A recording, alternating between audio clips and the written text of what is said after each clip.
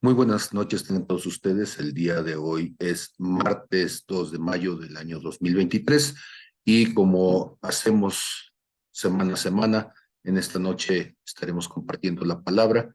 Me encuentro fuera de mi lugar habitual en casa y estando de visita por aquí hemos buscado un espacio para poder compartir la palabra en mi ausencia allá en Tepic. Y bueno, pues vamos comenzando orando para que Dios, como siempre lo hace, en su misericordia, ponga algo en nuestros corazones que pueda ser de bendición. Padre, en el nombre de Jesús, Señor, te damos gracias. Gracias, Señor, por lo que haces cada día, cada momento, en cada circunstancia, Señor, en nuestras vidas. Te pedimos, mi Dios, habla a nuestros corazones, Señor. Muéstranos, Señor, lo que tú quieres que nosotros podamos saber y entender. Ayúdanos, Señor, a discernir todas aquellas cuestiones, todas aquellas palabras que es fundamental para nosotros entenderlas y pone en nosotros, Señor, el entendimiento y la sabiduría de qué hacer con ellas en nuestro día a día. Y te doy gracias por todo ello, Señor, porque esto es gracias a tu Espíritu. En el nombre de Jesús. Amén, amén y amén. Cuando estaba yo en la secundaria había algunos términos que ahora estaba pensando en ellos por una charla con alguien muy querido y tiene que ver con lo que es un iniciador, ¿sí? Y lo que es un catalizador. Y bueno, la manera más fácil de explicarlo, si me permiten, es cuando nosotros estamos pensando en que hay un proceso que se está llevando a cabo, por ejemplo, un incendio, hay una llama, hay una chispa que va a encender a ese combustible, que puede ser leña, podría ser gasolina, podría ser petróleo, podría ser lo que ustedes gusten que se pueda quemar para que inicie una combustión. Y entonces a esa chispa le podríamos llamar un iniciador. Y el iniciador va a ser cualquier cosa que pueda proporcionarnos una chispa, la energía necesaria para que comience una reacción química, que puede ser tanto como una chispa eléctrica, como una llama, como algo de fricción si se chocan dos metales, un cierto golpe, como en el caso de algunos explosivos. Entonces, este iniciador va a proporcionar la energía necesaria para que los gases inflamables se puedan quemar y puedan producir una reacción química. Pero cuando nosotros estamos pensando en una reacción que ya ha comenzado, cuando estamos pensando en algo que ya está en proceso, entonces, ¿cómo le llamaríamos nosotros, ¿sí?, a una sustancia que acelere esa reacción sin consumirse en el proceso? Y a eso nosotros le llamaríamos entonces un catalizador. Y un catalizador entonces va a funcionar reduciendo la energía de activación, o bueno, perdón, reduciendo esta energía para que se active lo necesario y para que se pueda producir una reacción química y que esto va a permitir que el proceso vaya a una velocidad mayor. Cuando nosotros pensamos en catalizadores, pues seguramente hay muchos que ustedes podrían pensar, pero yo pienso, por ejemplo, en los constructores que ponen el concreto y no quieren esperar a que ese concreto pasen días en fraguarse. Por ejemplo, en el caso de que estuvieran haciendo un muelle y están lanzando concreto bajo la superficie del mar, y entonces allí en medio de las aguas se necesita que el concreto solidifique rápidamente y entonces le ponen un catalizador que va a hacer que pueda fraguar mucho más rápido de lo normal.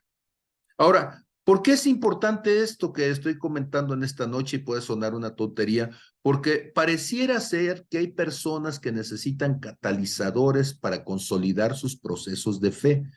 Como si Dios entonces tuviera que hacer ciertas cosas para que personas podamos conocer y entender la verdad, ¿sí? No sé si ustedes se han fijado, pero pareciera que hay momentos en donde suceden cosas, y esta noche quiero comenzar con un pasaje que se encuentra en Lucas capítulo 5 del verso 1 al 11. Lucas capítulo 5 del verso 1 al 11. Y aquí en Lucas tenemos entonces la escritura siguiente, si me permite compartir pantalla. Dice, aconteció que estando Jesús junto al lago de Genezaret, el gentío se agolpaba sobre él para oír la palabra de Dios. Y vio dos barcas que estaban cerca de la orilla del lago, y los pescadores, habiendo descendido de ellas, lavaban sus redes. Lo que nos está diciendo es, el jornal había terminado. La jornada de pesca, buena o mala, había terminado. Ellos ya habían sacado entonces sus barcas, habían sacado las redes, estaban lavando las redes, perdón, no dice que las habían sacado, las habían puesto en la orilla, perdón, y entrando en una de aquellas barcas, la cual era de Simón, a quien posteriormente Jesús le llamará Pedro, le rogó que la apartase de tierra un poco y sentándose enseñaba desde la barca a la multitud. Y entonces la tomó, si ustedes quieren, de plataforma, de púlpito, para que la gente entonces no se agolpara tan cerca de él y él pudiera tener una cierta distancia y que la gente lo viera, y todo el mundo estaba entonces escuchándole ahí desde la orilla. Y cuando terminó de hablar, le dice a Simón Pedro, ¿sí? Boga mar adentro, esto es, rememos de nuevo, ¿sí? O trasládense una vez mar adentro y echen allá sus redes para pescar. Vamos a comenzar otra vez la jornada. Bueno, aquí podemos intuir algunas cosas. Podemos intuir que cuando él se sube a la barca, pues ve que aunque ellos terminaron la jornada, pues la jornada aparentemente no había sido una jornada exitosa. Seguramente Jesús, como una manera de agradecer que le hayan prestado la barca y que hayan permitido que se subiera, pues Jesús está buscando la forma de recompensar el favor y ahora los va a llevar a pescar. Pero ahora notemos que hay una cierta incongruencia aquí humana, una incongruencia en nuestra percepción aparentemente, porque Jesús es carpintero. Pedro, Juan, Jacobo son pescadores. Y entonces el carpintero le dice a los pescadores, vamos de nuevo a mar adentro y echen allá sus redes para pescar. Seguramente, si ellos lo conocían, debieron haber pensado, ¿quién es este hombre? ¿O cómo se le ocurre a este hombre decirnos a nosotros que somos pescadores que vayamos a pescar cuando ya estuvimos intentando pescar toda la noche y simplemente en esta noche no hubo gran pesca? Respondiendo Simón, entonces le va a decir en el verso 5, maestro, noten ustedes que ellos reconocen el nivel de autoridad en él y lo reconocen porque lo acaban de escuchar. Acaban de escuchar la predicación, el mensaje, el sermón, lo que usted quiera decir que Jesús hizo allí. Y ellos entonces, habiéndolo escuchado, y después de haber estado toda la noche trabajando, pues ahora tienen esta inquietud, bueno, ¿qué hacemos? Pedro le dice, efectivamente eso, toda la noche hemos estado trabajando y nada hemos pescado. Nada hemos pescado. Puede ser que en algunas ocasiones eso les haya sucedido. Puede ser que lo intentaron, fueron a los lugares donde ellos sabían, lanzaron las redes, las arrastraron, buscaron la forma, porque finalmente de eso dependía el sustento de ellos, pero todos sus esfuerzos habían sido en vano. Pero lo interesante es la última frase que nos va a decir Pedro, y Pedro nos va a decir, más en tu palabra echaré la red. O sea, Pedro lo que está diciendo es, estoy dispuesto o estamos dispuestos a hacer un sobreesfuerzo solamente porque tú no lo estás diciendo. No sabemos si es un asunto de diplomacia, es un asunto de gentileza, verdaderamente podríamos decir que es un asunto de fe, pero lo que Pedro está mostrando es un corazón dispuesto ante la posibilidad de que algo diferente pueda suceder. Y habiéndolo hecho entonces, habiendo ido mar adentro y habiendo una vez más lanzado las redes, dice, encerraron gran cantidad de peces, tantas que su red se rompía, tantas que su red estaba en riesgo de romperse. Entonces hicieron señales a los compañeros que estaban en la otra barca para que viniesen a ayudarles, ¿sí? Y entonces, imagínense, le empiezan a gritar a los que estaban por ahí a un lado, se vinieron para ayudarles y llenaron ambas barcas de tal manera que se estaban hundiendo. Ok, aquí hay varios milagros, ¿verdad? Bueno, por supuesto, milagros aparentemente cotidianos, el milagro de decir, ya me cansé y voy a volver a trabajar. Para muchas gentes eso ya sería de por sí un milagro, que cuando ya se disponen a ir a descansar, se atrevan a volver a salir a trabajar. Fueron entonces, lanzaron las redes y hay el milagro de la pesca, donde tienen tanto que no caben sus redes. Y entonces se da el otro milagro, que es el milagro de la generosidad. Viendo que tienen tanto, ellos podrían haber dicho, todo esto es nuestro, sin embargo, ellos lo comparten, y eso ya es un milagro en la naturaleza humana, vencer la avaricia. Pero hay otro milagro, y el milagro es que cuando lo empiezan a subir a la barca, se llena la primera, se llena la segunda, y están a punto de que el agua se meta entonces en las barcas. No sabemos si fueron todos los peces o definitivamente dejaron peces fuera con tal de poder llegar a la orilla. Y entonces cuando se llenan las barcas, ¿sí?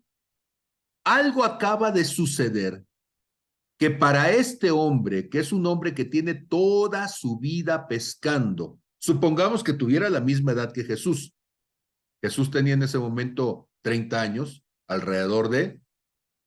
Si Pedro tuviera la misma edad de Jesús, entonces él tenía 30 años de edad, había comenzado a pescar como cualquier otro niño hebreo que a los 12 años eran discipulados en las capacidades, en el oficio de sus padres. Entonces él tendría seguramente 18 años pescando y está viendo algo que nunca antes había visto. Está viendo una pesca que sobrepasa en todo entendimiento humano. Y esa pesca lo lleva a darse cuenta de que algo nada cotidiano, algo nada normal, algo nada típico, o podría decir algo extraordinario, cuando es no cotidiano es extraordinario, cuando es no típico es anormal, cuando es más que natural decimos sobrenatural. Y noten ustedes que cuando este hombre, que tantas veces fue a pescar y nunca había pescado de esa manera, tantas ocasiones había estado en una situación donde no había podido pescar y seguramente si hubiera ido 5 minutos, 10 minutos después, tampoco hubiera pescado. Y entonces tenemos dos situaciones totalmente extremas, una noche de total fracaso y después, ya en pleno día, pues ellos nunca iban a pescar de día. ¿Por qué? Porque de día no se pescaba, se pesca de noche y por eso ellos siempre habían ido de noche. Entonces, en las condiciones más adversas, después de un gran fracaso, solamente por la indicación de un hombre, están ahora viendo milagro tras milagro. Y este hombre, entendiendo que está sucediendo algo sobrenatural, cae de rodillas ante Jesús. Noten ustedes que lo que acaba de pasar no es una predicación, no es un sermón emocional, no es un llamado al arrepentimiento. Lo que ha sucedido es algo dentro de lo cotidiano de un pescador, que es pescar, tan extraordinario como decir, nunca había pescado como en esta ocasión. Y ante esta situación, entonces, Pedro va a decir, apártate de mí, Señor, porque soy un hombre pecador. Porque por la pesca que habían hecho, el temor se había apoderado de él, pero no solamente de él, sino de todos los que estaban con él, ¿sí? Y asimismo de Jacobo y Juan, hijos de Zebedeo, los Boanerges, que eran compañeros de Simón.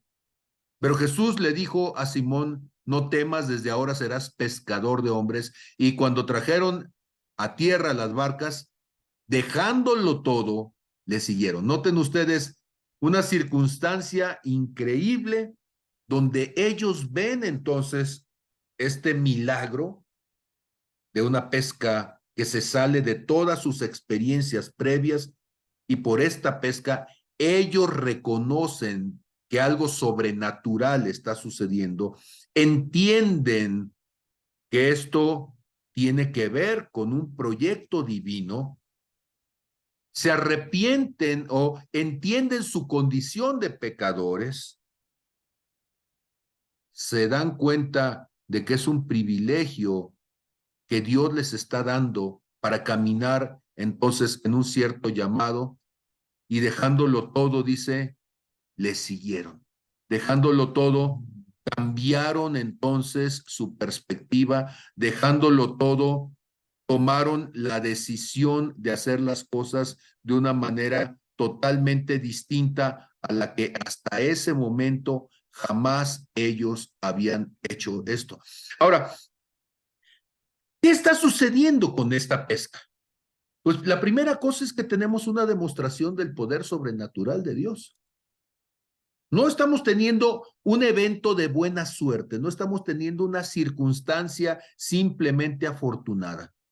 Jesús, con todo ello, está mostrando que es más que un simple maestro, un simple carpintero, que es más que un profeta. Está mostrando que es alguien con un llamado sobrenatural de parte de Dios. Y eso trae una evidencia, trae una situación de convicción en el corazón de ellos. Ahora, nótense, este proceso no es un proceso que comienza cuando Jesús se sube a la barca, no es un proceso que comienza cuando Jesús le dice vamos mar adentro. Este es un proceso que seguramente ha comenzado años antes, porque ellos siendo niños hebreos, han leído la Torá. Ellos han escuchado las promesas de Dios. Ellos saben que hay un Dios que existe. Entonces Jesús no es el iniciador de ese proceso. Si me permiten decirlo de esta manera, el Espíritu Santo ya ha estado haciendo algo en la vida de Pedro, Juan, Jacobo. Pero ahora estos que ya tienen un corazón abierto, dispuesto, viene Jesús, y Jesús es un catalizador. Esta experiencia de catalizar para consolidar el proceso está haciendo algo que será totalmente fundamental en la vida de Pedro, Juan, Jacobo y Santiago, ¿sí? Y entonces Juan, Pedro y Jacobo van a estar allí dejando sus redes, siguiéndolos, porque Jesús les está diciendo que van a ser pescadores, pero ya no pescadores de peces en este mar, sino que serán pescadores de seres humanos, y no en el sentido de cazadores, no en el sentido de depredadores, sino que será gente que tirará las redes para el reino de los cielos. Y esta pesca entonces se convierte en una convicción tan profunda que ellos van a ser guiados en una misión divina y que va a transformar sus vidas de una manera que ellos nunca antes habían imaginado. Jesús viene entonces a fortalecer su fe, y esta experiencia de catalización viene a generar una confianza en él, de que él es alguien que está siendo enviado de parte de Dios. Ellos entonces toman una decisión que será una decisión fundamental. Ellos deciden cambiar su vida, deciden cambiar su perspectiva de las cosas. Esto va a fortalecer entonces su experiencia de fe, les va a dar confianza para seguir a Jesús, para decidir ser sus discípulos, porque ellos empiezan a intuir que algo está sucediendo con las promesas de Dios. Quizá Jesús pueda ser el Mesías, y tiempo después Jesús se lo va a preguntar: ¿quién dice la gente que soy yo? y van a decir, Pedro va a decir, tú eres el Mesías, el Hijo del Dios viviente. Esta experiencia de la pesca milagrosa entonces generará una relación personal con Jesús. Le permitirá a ellos a interactuar con Jesús de una manera íntima y de esta manera personal poder experimentar el poder de Dios en sus vidas. Esto permitirá que ellos puedan comprender que Jesús no solamente es un líder, alguien lejano, un maestro que dice cosas correctas, sino es alguien que está presente profundamente en sus vidas, que tiene un plan específico para cada uno de ellos. Y esta relación les va a ayudar a creer en Jesús como alguien enviado de parte de Dios para sí mismos. Ahora, esta experiencia, ¿qué nos va a decir? Pues la primera cosa que nos va a decir es que efectivamente hay personas que necesitan ciertos momentos, ciertos eventos catalizadores que puedan consolidar sus procesos de fe. Por ejemplo, en este tipo de proceso, lo que vamos a encontrar es que Dios nos va a mostrar una diversidad de formas en el camino hacia la fe. A uno entonces los va a llamar con una pesca milagrosa, a otros los va a llamar orando por ellos y sanándoles, a otros les va a llamar mostrando gentileza, misericordia, empatía. Por ejemplo, esta mujer que llora sobre sus pies y se los seca con sus cabellos. No vimos ningún milagro allí, pero lo que vimos es un corazón empático y derramado hacia ella. Vamos a poder ver cómo sana o resucita o echa fuera demonios. Cada uno tiene el evento, el catalizador que necesita para acercarlo a una experiencia de fe. Y esto es fundamental que entendamos, ¿sí? Que Dios como creador de todas las cosas ha diseñado entonces un mundo diverso, multifacético, con personas que son totalmente distintas, que tienen distintas experiencias, que tienen distintas expectativas, que tienen distintos anhelos, y que Dios entonces a cada uno de ellos va a tener un momento, una circunstancia que los lleve a encontrarse con esa fe. En Juan capítulo 4 vamos a tener una mujer samaritana que cuando Jesús le pide de beber, se pone a platicar con ella y cuando le dice, ve y háblale a tu marido, ella dice, no tengo marido, y él le dice, bien has dicho, ¿sí? 5 maridos has tenido y el que tienes ahora tampoco es tu marido, o sea, con 5 personas has estado. Ser tan específico en cuanto a las relaciones, en cuanto al decirle, yo no te conozco, pero sé cuál es tu condición. Eso va a hacer que ella entienda que él es un enviado de parte de Dios. Y después ella va a ir y le va a decir a otros, he conocido un hombre que me ha dicho todo cuanto he hecho. Esa experiencia es un catalizador en la vida de esta mujer samaritana. Y hay algunas personas entonces que necesitan estos catalizadores específicos y me preguntaría yo, ¿algunas? Yo en lo personal creo que todas las personas necesitamos estos catalizadores de parte de Dios para fortalecer nuestra conexión con lo divino. Y esto se debe a que Dios ha diseñado entonces ese proceso con cada uno. A una mujer entonces se pone a platicar con ella en el brocal del pozo. Pero al apóstol Pablo, a la puerta de Damasco, se le presenta y Pablo entonces, Saulo va a caer en éxtasis de rodillas a los pies de Jesús y cuando caiga él quedará ciego y Jesús platicará con él y le dirá, ¿sí? Pablo, Saulo, dura cosa te es dar coces contra el aguijón, ¿sí? Yo soy Jesús a quien tú persigues. Esa experiencia de encontrarse con Jesús cara a cara, ver su luz brillante y que le diga, ¿quién eres, Señor?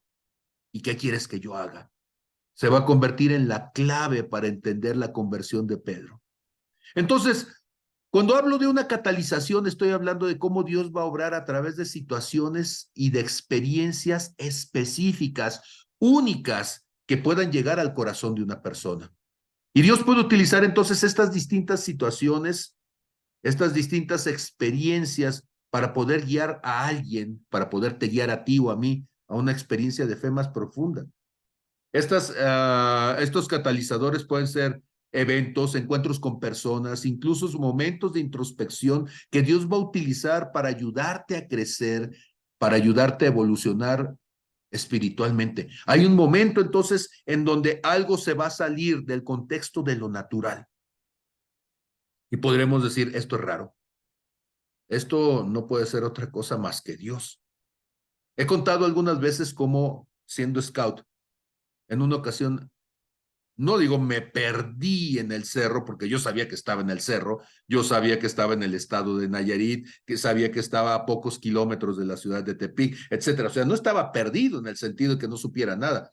Extravié el camino, sí, pero me extravié en una zona que es altamente peligrosa, porque es una zona donde en una compañía de materiales, de una mina de materiales, había escarbado y hay unas caídas, hay unos paredones altísimos de ciento y tantos, 200 metros, donde personas que se han resbalado en esa zona,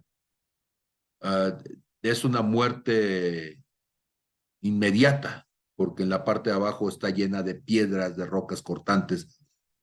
Y entonces, cuando perdí el camino, de repente me di cuenta de que estaba en una zona tan empinada y como había neblina, no podía ver más allá de 2, 3 metros. Honestamente, me aterroricé porque yo pensaba que algunos pasos más y yo iba a salir volando por un despeñadero, pero no podía ver porque la neblina era tan densa que no podía ver más de 2, 3 metros adelante de mí. Entonces, empecé a pedirle ayuda a Dios. Bueno, cuando uno pide ayuda, uno quisiera que llegara un helicóptero, que alguien de se bajara por una cuerda, te amarrara con un arnés y te llevara hasta tu casa. Y bueno, y si ustedes quieren trepar en el helicóptero, te ofrezca una bebida y te diga que todo va a estar bien. Pero a veces la experiencia es para que tú puedas tener un encuentro con algo sobrenatural, extraordinario. En mi caso, lo que sucedió fue que siendo tiempo de lluvias y estando todas las espigas de las hierbas a mi alrededor a una altura más o menos de mi cabeza, yo solamente alcanzaba a ver en la parte superior de la nariz para arriba, alcanzaba a ver las espigas de todas esas hierbas que estaban completamente derechas, levantadas, ¿sí? Pero a 1 o 2 metros delante de mí vi una espiga que estaba torcida, quebrada. Si ustedes gustan, eso es tan ridículo como pensar que Dios tiene algo que ver con una espiga cortada, pero era lo único que en ese momento tenía a mi alcance. Todo lo demás eran espigas derechas, una era una espiga doblada, y yo dije, bueno, me voy a mover a donde está esa espiga doblada y voy a ver qué pasa allí. Di unos pasos, estuve adelante, y entonces volteé una vez más y volví a ver otra espiga doblada unos metros más adelante.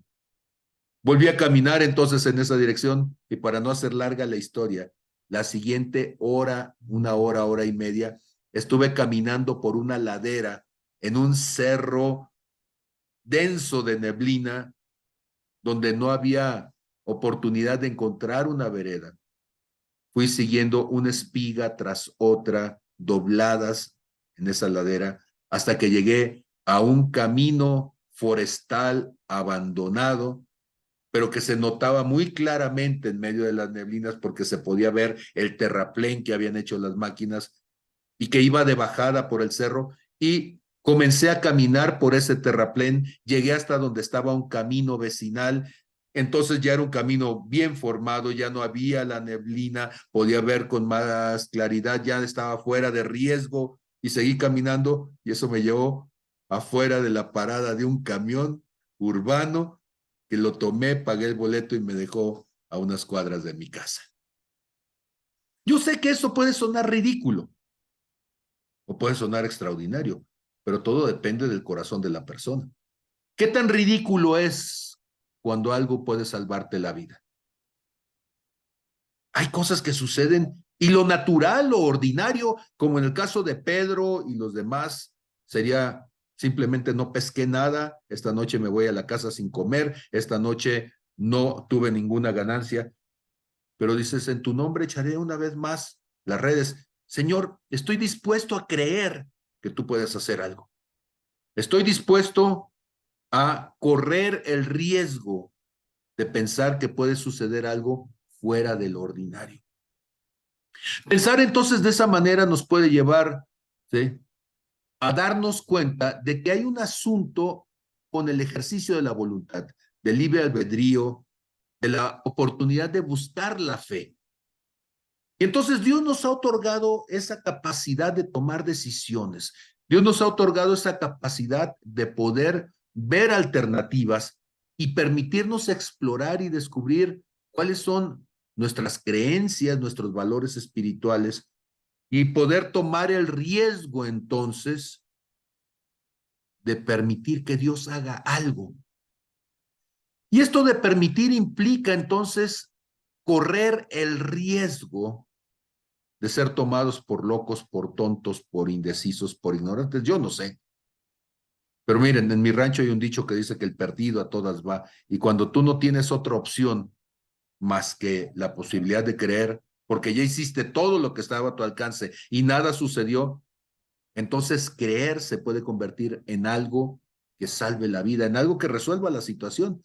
Hay situaciones que van a ser situaciones desesperadas y que no tienes manera de poder evitar, ¿sí?, el desenlace que tú quisieras. Una vez me tocó estar manejando, fuimos al norte de la República y por alguna razón se había tapado, en la combi que llevábamos, se había tapado la salida de aire del tanque de combustible, de tal manera que cuando la bomba de combustible estuvo chupando la gasolina del tanque, como se había tapado quizá por el polvo, no sé qué sucedió, se empezó entonces a generar un efecto de vacío y el tanque entonces se absorbió y se plegó.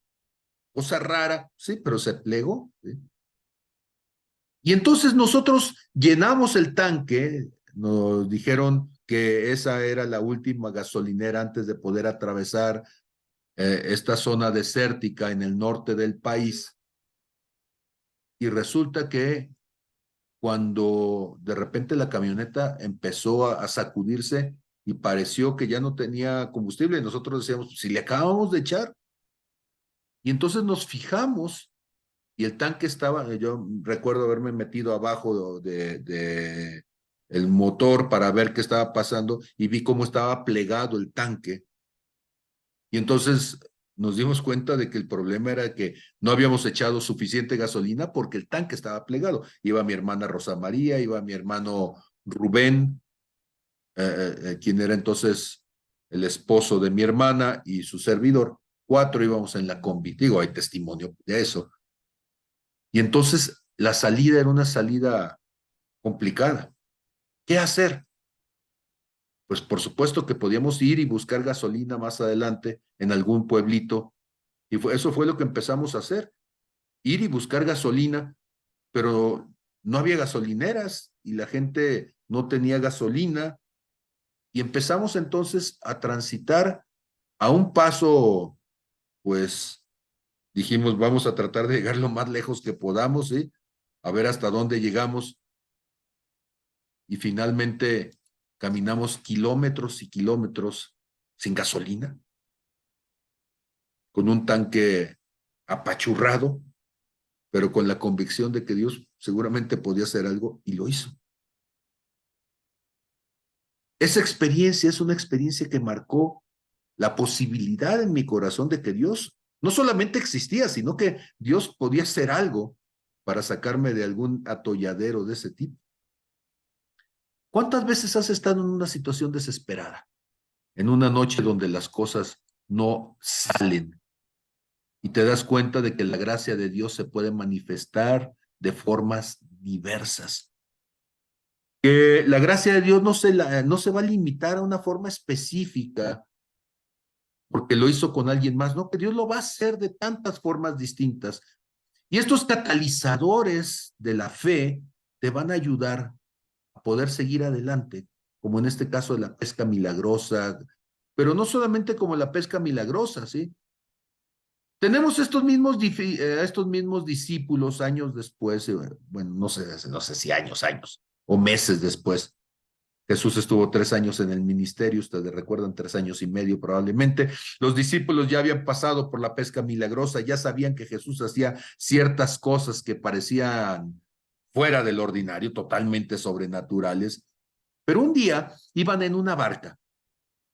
Y en esta barca, esto se encuentra allá por Mateo capítulo 8 del verso 23 al 27, Marcos 4 del 35 al 41, en Lucas 8 del 22 al 25. Es un pasaje muy conocido. Jesús está durmiendo en la barca y hay una tempestad, hay una tormenta, y los discípulos, a pesar de que algunos de ellos eran pescadores, gente que había pasado seguramente noches en las embarcaciones, que más de alguna ocasión debieron de haber tenido vientos, lluvia, olas grandes. En esta ocasión ellos estaban aterrorizados, tanto así que estaban pensando que se iban a hundir, y desesperados le hablaron a Jesús, y Jesús entonces se sube en la proa de la barca y habla a la tormenta, habla a la tempestad, reprende a la tormenta.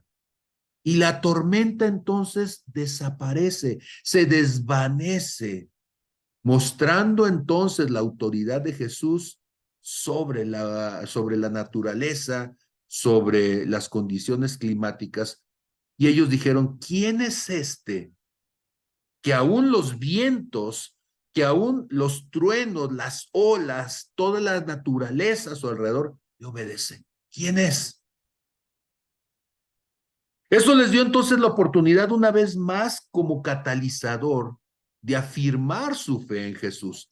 Porque al calmar a la tempestad, Jesús le estaba demostrando a los discípulos que él tenía poder y autoridad sobre las fuerzas naturales. ¿Eh? Este milagro los hizo entonces darse cuenta de que Jesús no era simplemente entonces alguien que tenía la capacidad de sanar, porque seguramente, como ustedes saben, en el Antiguo Testamento se habla de la unción que sana a los enfermos, como algo que un profeta había hecho, pero hablarle a la naturaleza y que la naturaleza le obedeciera, en su momento hablarle a los endemoniados y que los demonios salieran, ¿sí? Eso les llevó a tomar una decisión de fe, cada vez con más convicción. Esta situación les llevó también a darse cuenta de que tenían la protección y el cuidado divino. Cuando ellos fueron salvados por esta tormenta, Jesús les estaba demostrando que estaba allí para protegerlos y para cuidarlos, para rescatarlos en momentos de peligro. Que cosas extraordinarias podían suceder cuando Él estaba en medio de ellos. Les permitió ver el corazón amoroso, bondadoso, preocupado, misericordioso de Jesús. Y ellos entonces empezaron a tener la confianza para seguirle más allá de lo natural. El poder entender que Dios tiene una autoridad, un nivel de control, de poder sobre la creación. Les llevó también a ellos darse cuenta de que la fe no es un asunto de palabras solamente, de palabras rimbombantes, palabras domingueras, dijéramos en mi rancho, ¿sí? Sino que la fe manifiesta poder, la fe manifiesta autoridad, la fe efectivamente mueve montañas. Y ellos comienzan entonces a tener ese cambio que los lleva a darse cuenta entonces de que fortalecer su fe en medio de las dificultades les va a permitir entonces llevar a cabo la obra de Jesús. Ahora, pues claro, estamos hablando de ejemplos exitosos, catalizadores exitosos de la fe, como los que tuvieron los discípulos. Pero escúchenme, aunque estamos diciendo que los seres humanos podemos tener experiencias extraordinarias que son catalizadores de nuestra fe, también hay gente que pareciera que estos procesos le pasan por encima, ¿sí? Por ejemplo, hay un hombre que es un hombre rico en Lucas capítulo 16, nos va a estar hablando de un mendigo llamado Lázaro que vivía a las puertas de la casa de este hombre rico. Y era tan pobre, tan miserable, que estaba lleno de llagas y aún los perros le lamían las llagas. Sin embargo, el hombre rico se la pasaba constantemente en fiestas y en banquetes, ¿sí? Y llega el momento en donde muere Lázaro, el mendigo, y también muere el rico, a quien la tradición llama opulón, porque opulón quiere decir rico. Simplemente, pues es un pleonasmo, ¿verdad? El rico, rico. Y este hombre opulento ahora está en el lugar de espera del juicio, mientras que Lázaro está en el lado de Abraham, en lo que Jesús llamó el paraíso, un lugar de descanso. El otro está en un lugar de tormento. Y le dice: Padre Abraham, dile a Lázaro que me traiga una gotita de agua, cuando menos, y me la ponga en la lengua. Y le dice Abraham: no se puede, porque hay una cima profunda, un abismo entre ustedes y nosotros, y nadie puede pasar de aquí para donde estás tú, ni de ustedes para donde estamos nosotros. No se puede. Y entonces dice en el verso 16, 27, te ruego entonces, Padre, que envíes a Lázaro a casa de mi padre, porque tengo 5 hermanos, para que él les dé testimonio de estas cosas, a fin de que no vengan ellos también a este lugar de tormento. Y Abraham le dice a Moisés y a los profetas: tienen que los oigan. Entonces el rico le dice: no, padre Abraham, pero si fuere alguno a ellos de entre los muertos, o sea, si alguien resucita, ellos van a ir, lo van a escuchar y se van a arrepentir. Note cómo Jesús está hablando proféticamente de lo que había de suceder. Y entonces le dice Abraham: si no oyen a Moisés y a los profetas, tampoco se persuadirán, aunque alguno se levantare de los muertos. ¿Qué quiere decir esto? Que aunque haya cuestiones, que haya momentos que son extraordinarios, que son sobrenaturales, que son milagrosos, habrá personas que tengan una condición tal en su corazón que aún esas cosas no les serán suficientes para poder creer. ¿Por qué se indica entonces aquí en este pasaje que aún la resurrección de alguna persona no sería un catalizador suficiente para esta gente? Pues la respuesta tiene que ver con las condiciones del corazón de ellos, ¿sí? Porque hay personas, ¿sí?, para los cuales no están dispuestos a escuchar y a obedecer las enseñanzas de Dios. Y entonces, si una persona tiene un corazón cerrado para escuchar, tiene un corazón cerrado para obedecer, aún un milagro como la resurrección de alguien no va a ser suficiente para cambiar sus corazones, para persuadirlos de que se arrepientan, ¿sí? Hay personas que van a presentar una resistencia al cambio y a la necesidad de una transformación interna, porque estas personas no están dispuestas, ¿sí?, a cambiar su condición de vida, su condición ante las cosas, no están dispuestos a tomar decisiones de una manera distinta. Tienen unas creencias y sus creencias justifican sus comportamientos. Y entonces no les conviene cambiar y por eso no quieren cambiar. También puede ser que haya un deseo de evadir la responsabilidad que implica aceptar que algo que se nos está diciendo puede ser una verdad. Y no queremos entonces hacernos responsables. Hay pasajes, por ejemplo, en la parábola del sembrador, allá en Mateo capítulo 13, versos del 1 al 23. También tiene su referencia en Marcos 4, del 1 al 20, y en Lucas 8, del 4 al 15, donde nos va a decir que la palabra de Dios estuvo cayendo en diferentes tipos de terrenos, y esos terrenos, esa tierra, se refiere al corazón de personas, y cómo la receptividad y la fe de cada persona determinan si la semilla, que es la palabra, va a echar raíces y va a producir frutos. Y en esta parábola Jesús va a enseñar que la resistencia a las enseñanzas de Dios puede ser causada por varias razones como la falta de comprensión, las preocupaciones humanas o las tentaciones. Y que cada uno entonces debemos de sortear estas situaciones.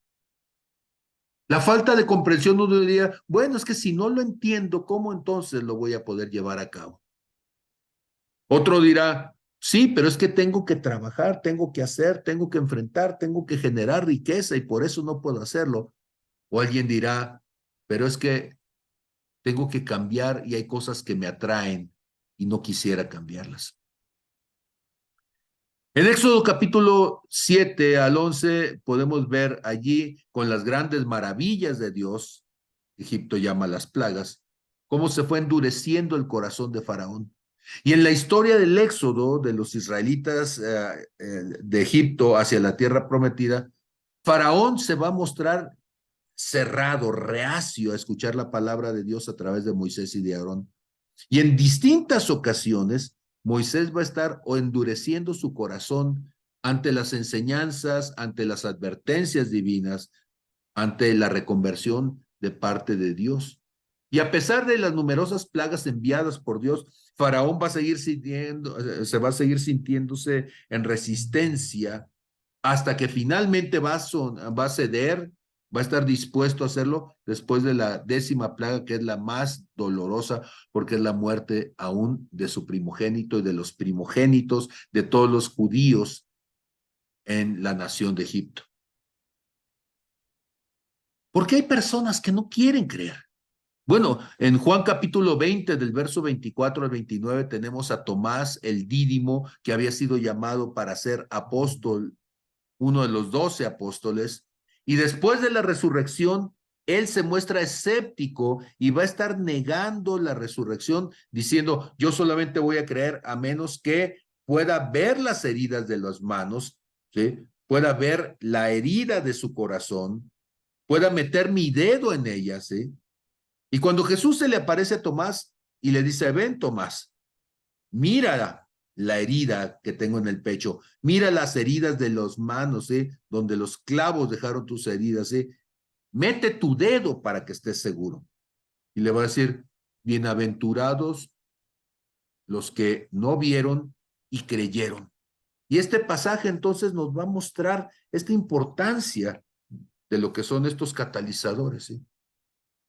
Los líderes religiosos en Juan capítulo 9, versos del 39 al 41, nos van a mostrar gente que se supone que conoce la palabra de Dios y a pesar de eso, en esa resistencia de la palabra, van a desechar a Jesús como alguien que tiene una visión de parte de Dios para la humanidad. Y entonces, ¿en qué va a consistir esto? ¿Por qué unos sí y otros no? Pues el asunto es el corazón abierto y receptivo a las enseñanzas divinas, un corazón dispuesto a cultivar una fe genuina que no depende únicamente de circunstancias externas, sino de una convicción en el corazón. Ahora, es cierto, esto puede parecerles a alguno una cuestión meramente religiosa, pero ojo, déjenme, me salgo un momentito del contexto teológico y déjenme hablar de dos hombres que no tienen nada que ver con la Biblia. Uno de ellos es Thomas Kuhn. Él es un filósofo de la ciencia que es conocido por la teoría de las revoluciones científicas y de cómo las estructuras establecidas, él es quien llama paradigmas, como modelos de pensamiento, como formas para decodificar la realidad, pueden convirtiéndose en una limitación aún de la ciencia al enmarcar problemas y soluciones de una cierta manera. Y entonces está diciendo, la forma en que tú ves las cosas, la forma en que tú estructuras las cosas, tus paradigmas, te pueden volver ciego a la realidad que tienes dentro. Y eso no es un asunto de fe. Dice Thomas Kuhn, ese es un asunto de modo de pensamiento. Hay un segundo que se llama Paul Feyerabend, ¿sí? Y él también va a estar cuestionando la objetividad de la ciencia y él propone entonces un enfoque que se llama la anarquía del conocimiento y él nos va a decir que no hay métodos universales que guíen aún a la ciencia. Y noten ustedes cómo estos filósofos que son nada que ver con la fe están dispuestos a entender que tu percepción de las cosas, tu cerrazón de las cosas, se convierte entonces en una barrera para ver aún las cosas que la razón misma te mostraría, pero que en tu cerrado pensamiento, en tu estructura rígida, en un corazón que no está dispuesto a darse la oportunidad de ver las cosas más allá. Puedes tener la verdad delante de ti y no la aceptas. Y entonces me pregunto, y con esto vamos a estar terminando, ¿sí? ¿Cuáles son las causas por las que las personas no tienen un corazón abierto? ¿Cuáles son las causas por las que gente no está receptiva a la oportunidad de un distinto punto de vista? La primera de ellas es, como decía hace un momento, la falta de comprensión. Y la falta de comprensión se implica entonces que si yo no entiendo las cosas, no puedo aceptarlas, no puedo seguirlas.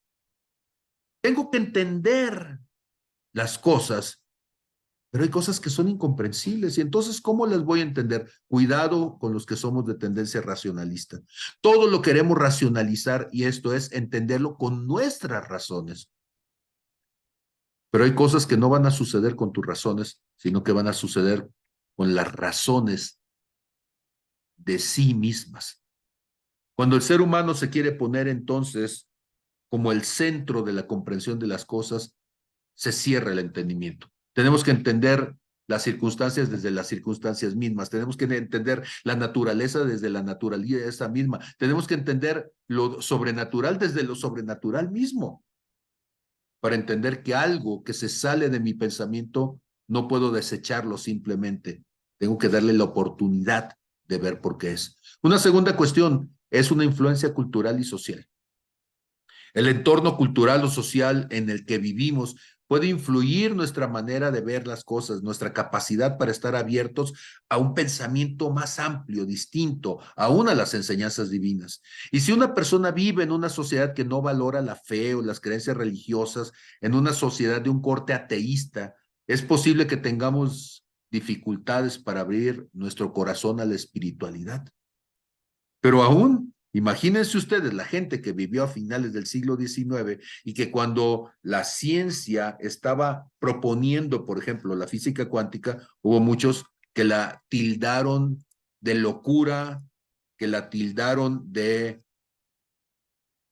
alguna cuestión irracional. Y no estoy hablando de fe, estoy hablando de solamente ciencia humana. Tenemos que romper nuestros paradigmas, ir más allá de la influencia cultural. Un tercer elemento tiene que ver con las experiencias negativas, porque la gente habla de cómo le fue en la feria, ¿verdad?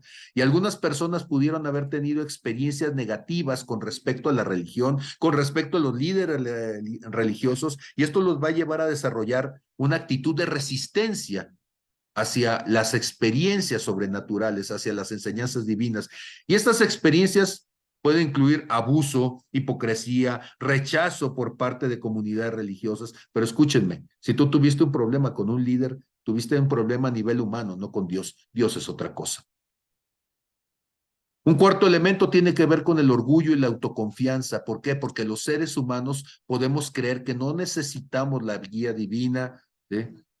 Que podemos confiar en nuestro propio juicio como si fuéramos, ¿sí?, infalibles, que tenemos la sabiduría suficiente en lugar de buscar la orientación de un poder de Dios. Y este orgullo y autoconfianza puede llevarnos a una resistencia de las enseñanzas divinas. En número 5, el miedo al cambio y al compromiso. Y hay gente entonces que cierra su corazón porque no quiere el compromiso que implica decir, si acepto que Dios puede hacer algo, eso implica que yo voy a tener que cambiar. Y no quieren cambiar. Pueden temer ese cambio espiritual, pueden sentirse abrumados por el compromiso que implica seguir un camino espiritual con todas las exigencias, así lo ven ellos, que puedan implicar. Entonces dicen, no, prefiero resistirme, decir, sí, aquí no vi, aquí no escuché, aquí no pasó nada y sigo desechando lo sobrenatural a una costa de la posible eternidad. Número 6, hay prioridades humanas que son mundanas, o sea, cotidianas. Entonces, no es que sea malo tener un vehículo, no es que sea malo tener una casa, no es que sea malo tener dinero, no es que sea malo tener un cierto nivel de influencia, pero ojo, estas preocupaciones y deseos mundanos, como esta búsqueda de la riqueza, del poder, del placer, pueden ocupar un lugar central en la vida de las personas y dejan poco espacio para la espiritualidad que quiere llevarnos más allá. Este enfoque en lo material puede dificultar la apertura a la enseñanza de Dios o a la visión de que las cosas pueden ser sobrenaturales. Y por último, dudas y escepticismo. Y hay algunas personas que pueden ser escépticas por naturaleza, que pueden tener entonces una formación, decimos nosotros, científica. No, en realidad es racionalista obtusa, ¿sí? O sea, tener la idea de que la manera en que yo pienso es la única infalible, como si la ciencia a lo largo de toda su existencia no nos demostrara que la verdad absoluta para la ciencia no existe, porque la ciencia siempre se está desdiciendo de lo que una generación antes había dicho. Y entonces estas personas pueden tener dudas sobre la existencia de un poder divino, sobre la validez de las enseñanzas de Jesús. Y esta actitud escéptica de duda puede dificultar que estén abiertos y receptivos nuestros ojos, nuestro corazón, nuestro entendimiento a las enseñanzas de Jesús. Con todo esto, entonces, ¿qué debemos decir? Si Dios quiere generar experiencias que catalicen mi relación con Él, si Dios quiere llevarme a un punto donde mis paradigmas se rompan, donde mi percepción del mundo cambie, donde la posibilidad de lo sobrenatural se vuelva cada vez más tangible, yo le diría, abra la puerta y dígale, Señor, tienes permiso, haz lo que tú quieras en mi vida. En el nombre de Jesús. Dios los bendiga a todos. Gracias y hasta luego.